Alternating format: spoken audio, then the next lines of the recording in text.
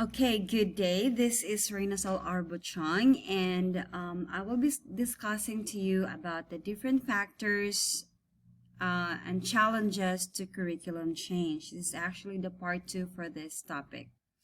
So, there are four factors that I will talk about today, and that is resources. We also have workload, um, role conflict, and teachers' attitudes. So we've learned before that curriculum is a dynamic process that is continually reacting to human, material, scientific, cultural, and economic changes taking place in our society. It is also the basis for the planning, implementation, and evaluation of schoolwork. Additionally, school reform is a never-ending change process that is characterized by complexity, dynamism, and conflicts. So let's go deeper with resources. Okay, so resources is regarded as the most important support structure because curriculum management depends largely on resources available in schools. That is according to Department of Education 2000. And implementation of curriculum change without the relevant resources to teach would cause stress and strain, leading to dire situation and consequences and impacting on the teacher's morale to implement the planned curriculum changes. That is according to SYNC 2012.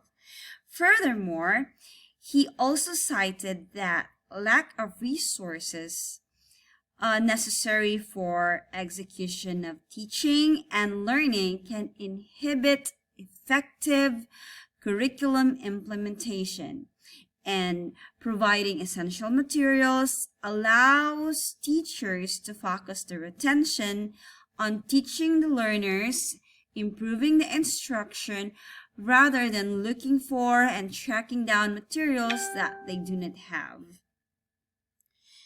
Next, we go to increased workload. So according to Cardnote 2003, managing a school today means taking more responsibilities. So we can just imagine what are those responsibilities, not just for principals, but also for teachers.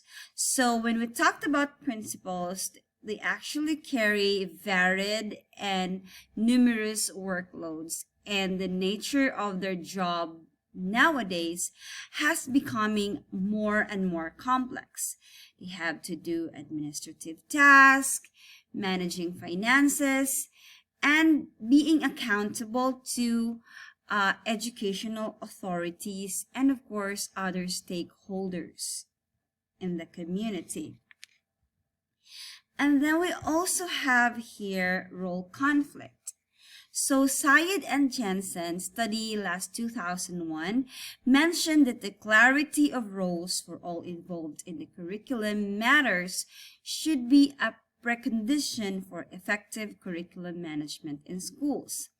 So principals often encounter problems in understanding what it means to be a curriculum manager, and basically, they are uncertain at times about the specific nature of curriculum leadership.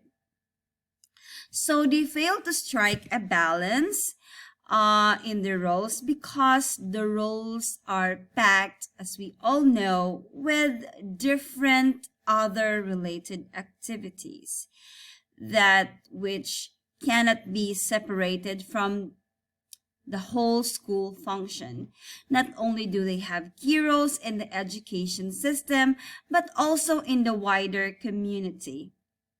March 2003 mentioned that principal roles are full of confusion and ambiguity.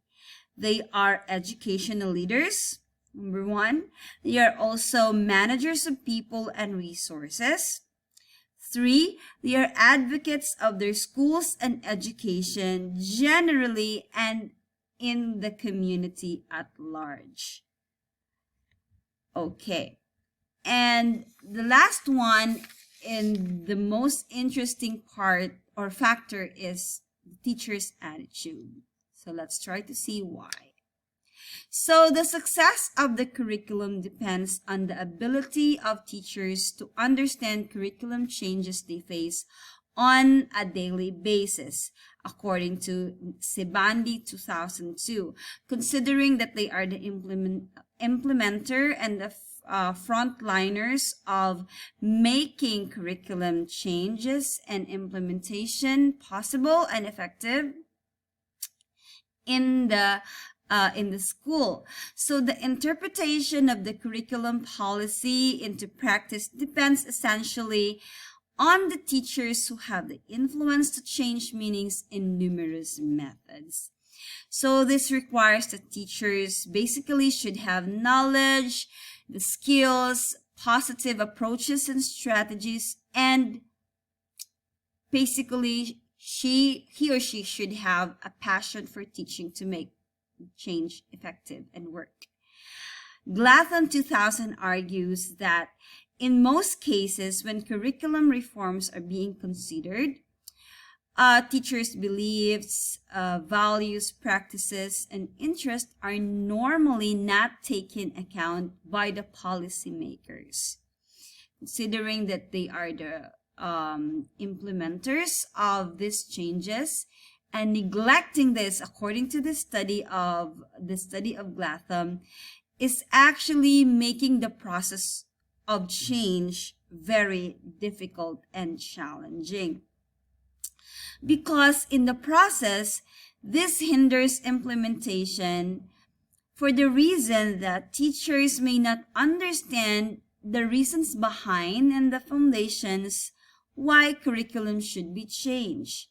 Van der Westhuizen 2004 points out that because people are different, they also have different ways of adapting to new situations. So we can find that there are teachers, not just basically in our experiences, that if there are changes in school, some teachers are very adaptable, very willing, and there are also teachers that are just resisting the change because they are just too comfortable with what they have. They don't want to go outside of their comfort zone. So in most cases, this happens when they are confronted with changes that needs a lot of adjustments with their personal values and beliefs, stronghold beliefs, even if these beliefs are not actually helping making the instruction and learning of the students better.